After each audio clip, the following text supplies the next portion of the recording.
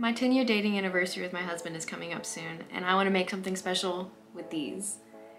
We got these last year on our anniversary. We went to a local yarn shop while we were out, and we picked out yarn that we liked, unsure of how exactly it was going to be used. But then I remembered that my husband always wears this hat that I made him several years ago that was super simple, and so I think it'd be nice to give him a new elevated version of that. And I like the hat as well, and I've been wanting a hat for a while, so yeah, I think that seems right. And then I'm thinking that to get like a touch of each other's yarn in each other's hats, does that make sense? I'm gonna make either like a star or a heart and add it to each other's hats. I don't know if I'm gonna put it on the inside or the outside of the hat. I don't know, I'll decide later, but I wanna add a little piece of each other's to each other's. Why does that sound so weird? Okay, you know what I mean. One of my favorite ways to enhance a project is to add meaning to it. Now this could be related to how you got the materials or what you're making it for, if it's for a celebration or an anniversary, or anything that just attaches something to the project, even if it's simple. For me, it makes the project more enjoyable, but also it becomes a little memory in itself. Whether you keep it for yourself or you give it, when it's used or looked at, it can be a reminder of the meaning you added to it. Anyways, let's get to the first step, which is winding these up. I'm using my handy dandy ball winder and Swift to make yarn cakes, which means I can pull from the outside and the inside.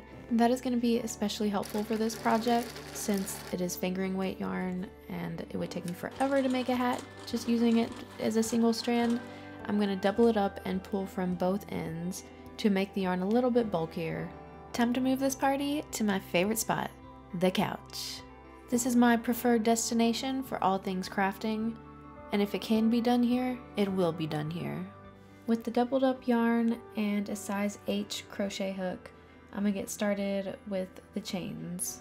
I tried to find the pattern that I used for this before, but I think it's a discontinued link, and I couldn't even find any like it or similar or anything. It was so strange. But it was really simple, so I'm gonna just try to do it from memory.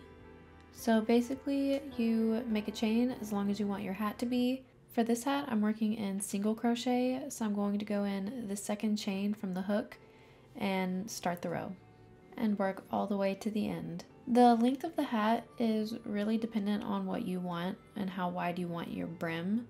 If you want a really large brim, maybe shoot for 12 inches.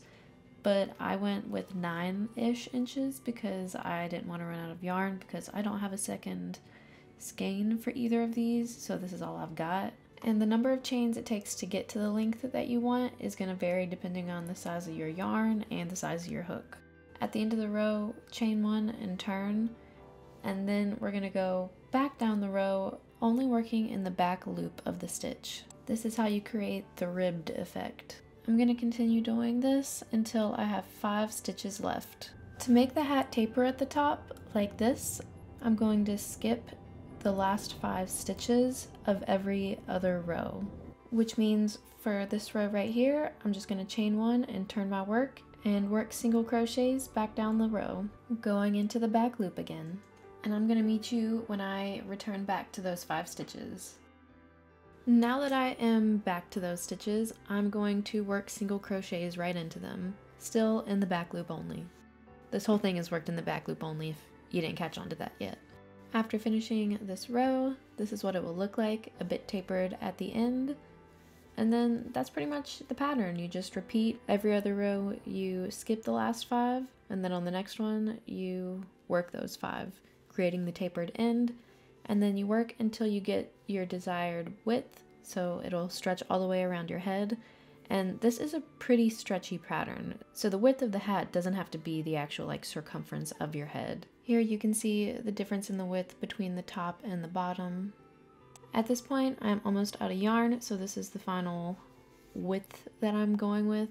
And I did wrap it around my head, and it does do the job, so it's time to stitch this thing up. I'm gonna fold it in half and slip stitch through both sides, up the side and over the top.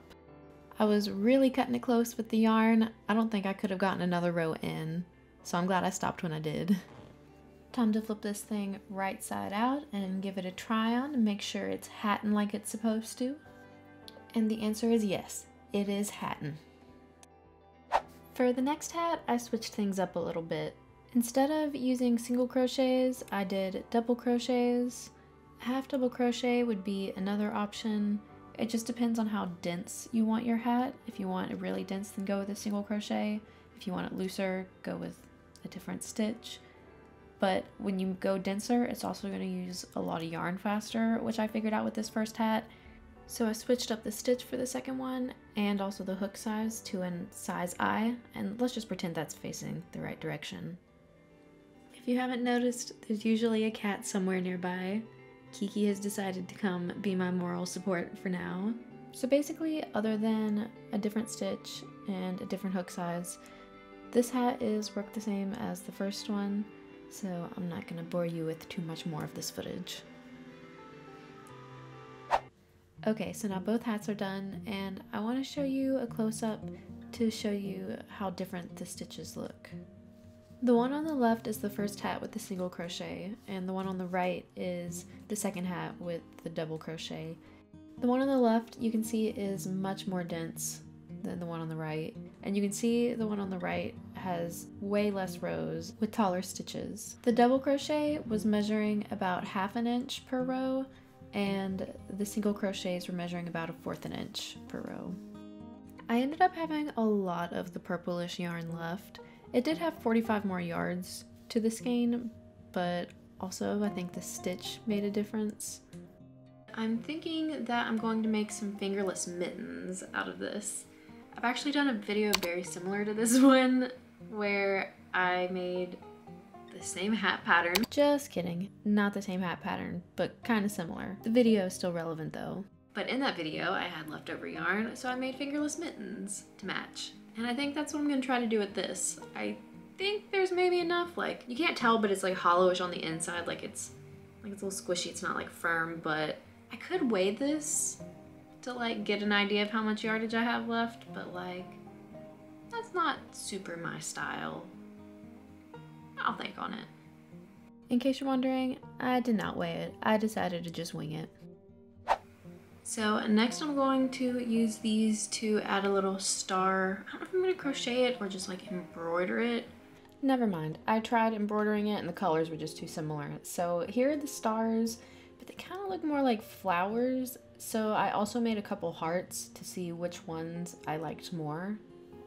I ended up going with the hearts because they weren't quite as chaotic as the stars, and since the yarn is variegated and the colors are very similar, the stars just blended in too much, so hearts it was. Here I am getting ready to place the hearts. I folded the brim up because I want it to show when the brim is folded, and then I stitched them on using the yarn tails. But I was careful to only go through the top layer of stitches because I don't want it to show from the other side when it's not folded up. Once that was stitched on, I tried it on to make sure it was okay before I cut the strings. It's definitely stitched on good, but I want a little bit more contrast or something to pop. So I'm gonna use this metallic thread. If you watched my videos before, you know I love to add a bit of shimmer, glitter, sparkle to anything. Now I'm satisfied with the way this came out. And after repeating the process with the other hat, it is time to give them a wash. If you want to know how I wash my handmade things, I have a video where I go step by step into how I do it, and I will link that down below if you want to check that out. But for this video, let's keep moving. I decided to make fingerless mittens. I'm working on them now. I made 4 granny squares, and I used a contrasting color, and I played a bit of yarn chicken. This is all the yarn that I have left, so I'm gonna do the rest of it in this neutral color. But yeah, I'm gonna stitch these together with this, and I hope I have enough. I'm gonna try to finish these mittens up tonight because tomorrow we're actually going on our anniversary date, and I think that I would like to surprise Zach then. Yeah, I'm gonna try to get that reaction because I'm pretty sure he has no idea that I've been working on these, unless he's got some kind of superpower. I actually did not end up finishing these that night because I realized it was not worth it for me to stay up to finish these because they weren't even really part of the anniversary surprise. Like, it's mostly just the hats, and these were like bonus, so like I didn't feel the pressure to actually finish them once I realized that I would have to pull an all-nighter to do it. So we'll just forget about those for now and get to the big reveal. And then I made us things. What? What is this? It's our anniversary hat. No way! When did this happen? Secretly at night. That's cool. And then there's a little heart on each of them that have each other's colors. Aww. They don't contrast very much, but it's there. That's so cute. Nice. And of course I had to make him model it for me. What a beaut. These came out so cute, and we will have them for years to come and think back on our 10-year anniversary. Before this video ends though, there's something we gotta get back to. So I finished the mittens and I love them and the set. I'm so happy with how everything turned out and this whole project. Thank you for watching, and I hope you got inspired to create something. If you want to see more content like this, be sure to check out my Behind the Makings playlist. And if you enjoyed this video, be sure to stick around and subscribe.